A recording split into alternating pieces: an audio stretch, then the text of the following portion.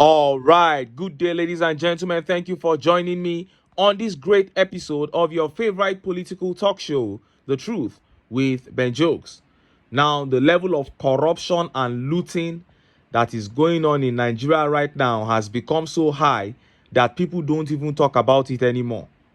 What the APC did to be declared winners of the 2023 presidential election has now become abundantly clear. They basically sat prominent Nigerians down and told them, listen, apparently the people have rejected our party, but we want to buy you guys over with billions. Get us into power and we will reward you with billions right now and billions of contracts and appointments when we get into office. I'm telling you, that was what they did. So as it stands right now, what Tinubu is doing in office that you and other Nigerians call bad governance is not even governance. It is actually him just rewarding the labor of those who got him into office. That is why every single appointment and decision he has made since he came into office has been in favor of the political class that helped him get there. That is why you will hear that 6 billion naira was released to build car park. The contractor in charge of that project has just been rewarded for his own dirty role that he played during the elections. And ordinary Nigerians have been left to suffer because they know that the people didn't put them there, the APC, they know that. And few hours ago, Niger State APC governor came out to rant about the Hajj Commission, also led by the APC. From his rants, you will know that the 90 billion naira that was released to subsidize for the Hajj was never meant for that purpose. That money was just a contract sum used to reward some of the APC bigwigs for their role during the election. Before I show you the governor's rant and how Nigerians reacted, let me quickly show you this video. Zamfara State Governor Dauda Lawal on Thursday, the 20th of June, stated his commitment to transforming Zamfara State into a commercial hub in northern Nigeria. He stated this at the commissioning of the new Zamfara International Airport alongside the Minister of Aviation, Festus Keyamo. And just like that, ladies and gentlemen, just like orange is the new black, airports are the new bridges or flyovers. Nigerian governors in recent years have developed this new love for building projects that have almost, no relevance, no matter how many questions are asked about the viability of these projects and these airports. Zamfara, of course, we know is one of Nigeria's poorest states and also is rated as having one of the highest number of out-of-school children. Also, still plagued with troubling levels of insecurity, has decided under the admirable and inspiring leadership of Governor Dauda Lawal, to build an airport costing the state about 63 billion naira. Again, airports are the new bridges. To be fair, it's not just Zamfara. Even the outgoing governor of Edo State, Godwin Obaseki, also stated plans to build a second airport in Edo North. And before that was David Umahi, who just before leaving office as governor of Ebonyi State, one of Nigeria's poorest states, Ebonyi, he went ahead to spend 53 billion naira on an airport project. Now, more than a year after, the Ebonyi airport still remains mostly underutilized. If you see here from an article on the Punch newspaper, it says since 1999, some 15 airports built by state governments of Ogun, Bayelsa, Osun, Delta, Ebonyi, Akwa Ibom, Ekiti, Anambra, Abia, Yobe, Nasarawa, Edo, Gombe, and Jigawa have expectedly been underperforming, despite the fancy tag of cargo or international added to their monikers to give them some functional weight. These facilities do not attract much traffic to justify the expense built on them. You heard that. That was journalist Osaruge of News Central TV there, a hot new journalist who has joined Rufai Hussaini in speaking truth to power. Imagine a state where hunger is killing citizens, insecurity widespread, and the governor opts for an airport project. The reason is simple. Such mega projects provide the easiest channels for them to loot the state's treasury. This is beyond wicked. No wonder Peter Obi said Nigerian politicians are some of the most wicked human beings on earth. That is so true. It is time for the people to rise up and say no to this kind of inhuman treatment by this irresponsible and evil political class. If the people don't rise up, this can never stop. Because once these guys know that they can do whatever and get away with it, why do you think they would ever stop? Now, let us look at that rant by APC's Niger State governor over the corruption of the APC-led Hajj Commission. Look at how the papers reported it. Nigerian pilgrims starving in Saudi Arabia, Governor Bago. Governor Umar Bago of Niger State has tackled the National Hajj Commission of Nigeria, NAHCON, over alleged poor treatment of pilgrims in Saudi Arabia. Bago, in a series of tweets yesterday, alleged that the commission is not providing enough food for pilgrims in the Arabian country.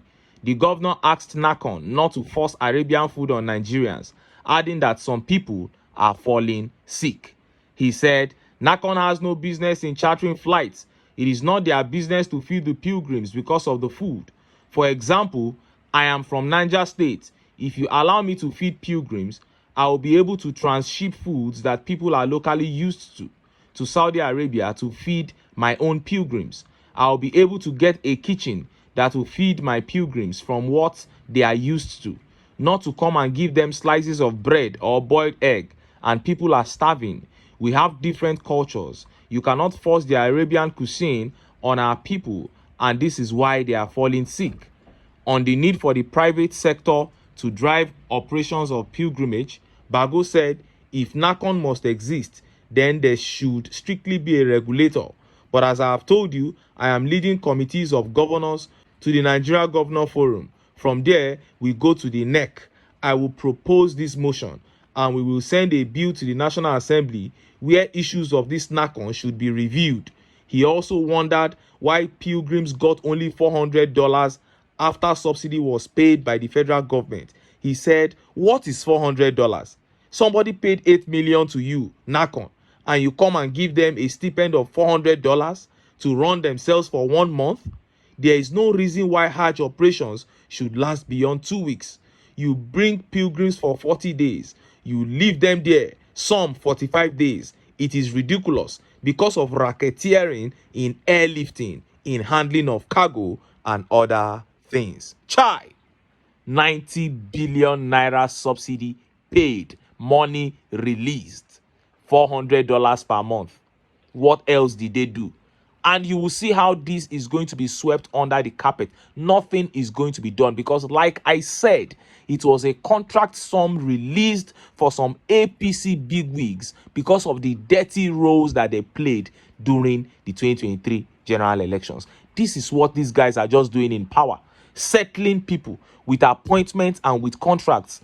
They will hide under the guise of something to release the contracts. Coastal Road, 15 trillion.